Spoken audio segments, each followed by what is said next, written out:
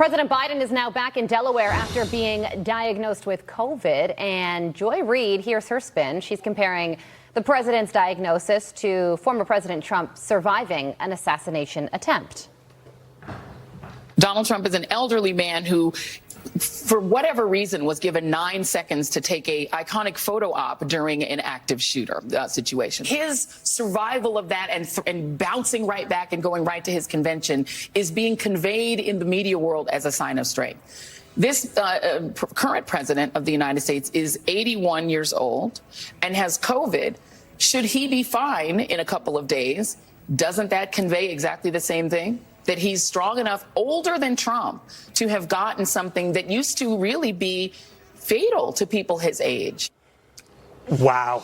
Jack Brewer is the CEO of the Brewer Foundation, and he joins us now. So the left is now equating the mild cold you get with COVID to being shot and nearly assassinated. Jack, your thoughts? You have to wonder what's her reality, what's her motive to say something so idiotic. It really is unbelievable. I mean, a man that she gets to watch on television take a bullet, get up and throw his fist in the air and tell the American people to fight in that same instance. And she's going to talk about COVID. First off, it's a illness that Joe Biden has already had, so obviously he naturally has immunity to it. I've had COVID before. Many of us can get COVID and have no symptoms, and so for her to say something so crazy, it just shows you who she is and where she is. It's like she has no life experiences to base any of her opinions off of, and so it's just nonsense. I can't believe people tune in to listen to such garbage. Yeah, and I don't even know if this comparison is something the Biden campaign would even find very helpful. Right. And also, the former president, he gets grazed by a bullet. The next day he's in Milwaukee, and President Biden gets COVID. Now he's in isolation. He's off the campaign trail.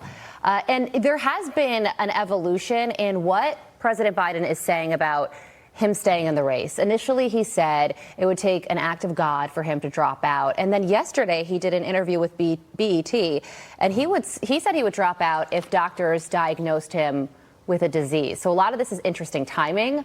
Where do you think all of this is going? I think this is just a direct sign that the pressure is mounting around him. And I think, President Biden knows himself. Obviously, at some point, even if you're, any sport you play, any profession that you're in, I'm a football player. And at some point I couldn't play football anymore. I think Joe Biden is having that moment now where he realizes that it's going to be difficult for him to continue to have the wool over the eyes of the American people. We have to remember that, it's been 4 years, since Joe Biden was in the basement. I mean, they've been hiding who he was in the state of his mind for a long time because the media, the liberal media, never put the pressure on him to actually ask questions. He doesn't even go in front of the cameras for interviews. And so you start to kind of feel bad for our nation and for all the people around him who would really put this elderly man through that. I mean, what is their motives? And so I think America is seeing it all front and center. I think just like the poll that came out that said 80% of Democrats feel like the party is in shambles right now. And that's what we're seeing, and that's what we're witnessing right before our eyes. One correction to something you said, Jack. I would still trust you in the giant secondary way more than I trust Joe Biden with the nuclear codes. And that's not an exaggeration or hyperbole.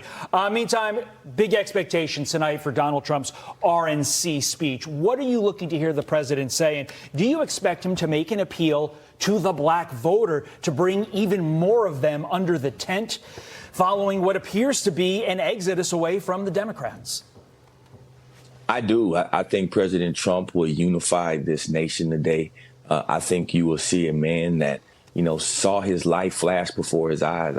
I think you'll find a man who has been humbled by the hand of God, who has, had days to watch videos of literally God turning his head by a millimeter and being able to survive a violent attempt at his life. And so I think we'll all see that on display.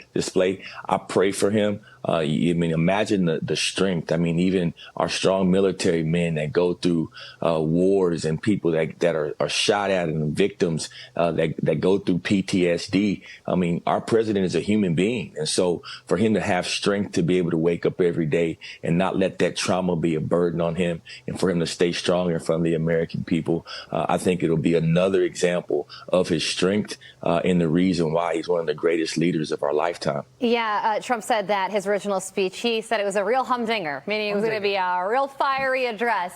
But after the assassination attempt, he said he ripped up the 20 pages of the speech and completely workshopped it. So we eagerly await to hear what he has to say. It could be a whole new side of the former president that we haven't yet seen. Jack, thank you so much. Apparently joining us from a bed and breakfast there in Milwaukee. Beautiful wallpaper. Thanks, Jack. Also at the RNC, President Biden blamed